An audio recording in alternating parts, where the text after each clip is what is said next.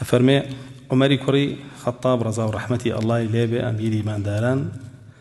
قشت بأبو عبيدة جراح لكيو بي قشت كاتك عمر كري خطاب شو بشام لفتح قدسة توقيل لقلا كردو دستي ماج كرد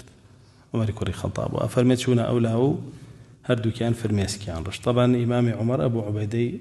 جراحي زور زور خوش بيست بحد خوش بيست و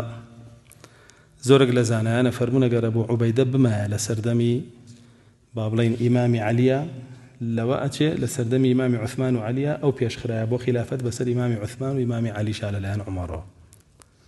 شو زور زوري خوش بيست زور رزيليا قلتو وأميني أم أمة أبو عبيدة جراح وبنصي فرمودي رسول الله صلى الله عليه وسلم وعشرين مباشرة بو قائد فتوحات إسلامي بو لسردمي إمام عمره وبطاع شهد بها معلومة لا يموتها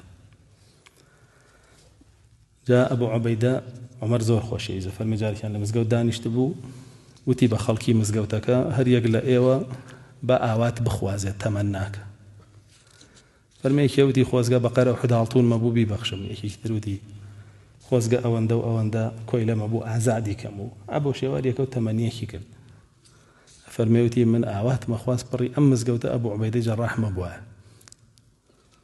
بري أمز قوتا أبو عبيدة جراح لشوار دور مبواه آواتم أبواه خواز ناوي كان كسي كجيني لو أنا علي ولو أنا عثمان ولو أنا طلحة